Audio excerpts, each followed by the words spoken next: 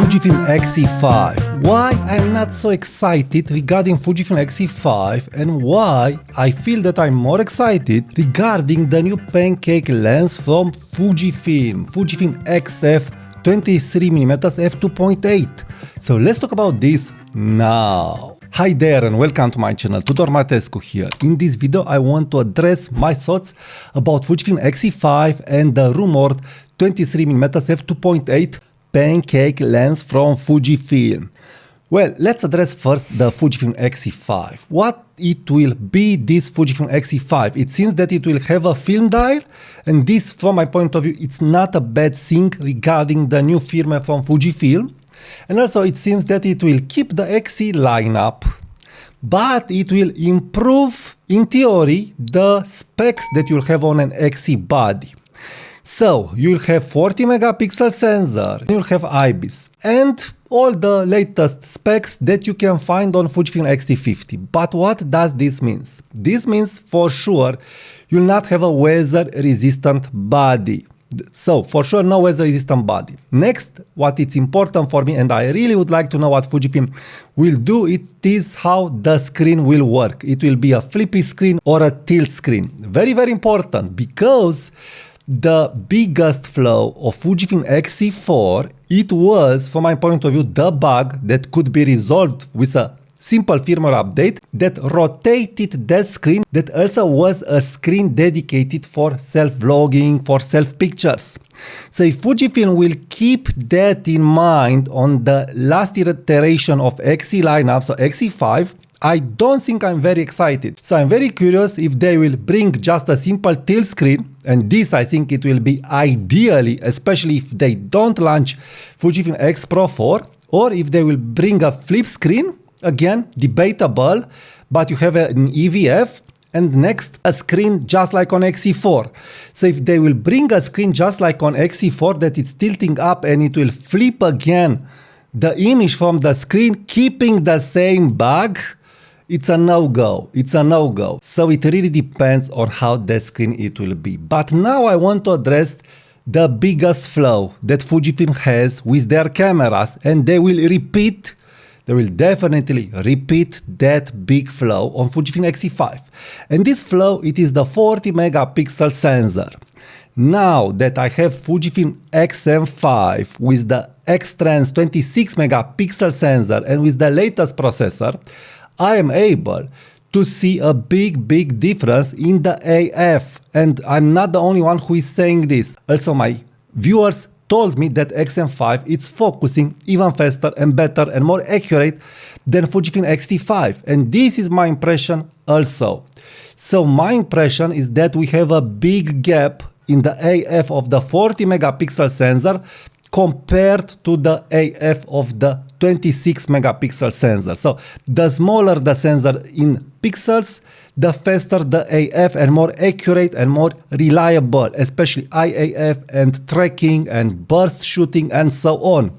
So I'm able to see this with lots of lenses. This 7 Artisan lens on X-T50 is not so fast. It's okay, but not so fast. On XM5, it is ultra fast. It is ultra fast. So the difference between this third-party lens and X-T50 and XM5, it's really huge. So I'm able to see a huge difference, I've said, between the 26 megapixel sensor and the 40 megapixel sensor that Fujifilm will put on XC5.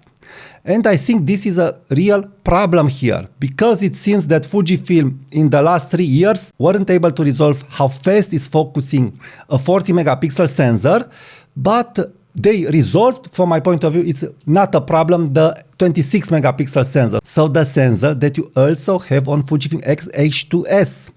And more than that, let's remember that not all Fujifilm lenses and not all third-party lenses are resolving the 40 megapixel sensor. So from my point of view, even if I like a lot this 40 megapixel sensor, I really don't like the problem that it's introducing in my workflow of photography and also in the workflow with Fujifilm lenses and third-party lenses. Slower AF and lenses that don't resolve the 40 megapixel sensor. So I would better shoot a 26 megapixel sensor, and if I need more, enlarge the image using AI. I really don't know how to really address this problem, but I think it's a problem. So from my point of view, this is why I'm not so excited. I have all the specs that are on X-E5, on X-T50. And the X-T50, it's a really good looking camera. It's doing a great job. It has great ergonomics.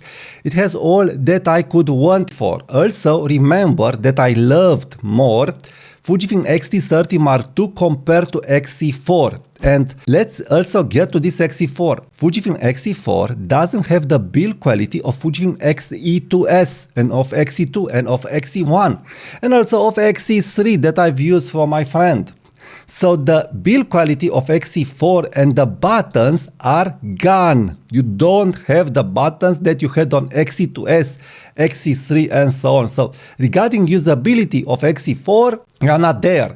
Yes, the camera, it's nice, it was focusing fast, it had a good firmware, it was small and light, but unfortunately under an X-E2S. When you put your hand on X-E2S, you will understand what a Mini X Pro 2, X Pro 3 it will look like. So I'm not optimistic regarding this X-E5, especially how I've said, because of the 40 megapixel sensor and also looking back at X-E4. But let's get to the good news. The good news it is that Fujifilm will launch XF 23mm f2.8 pancake lens.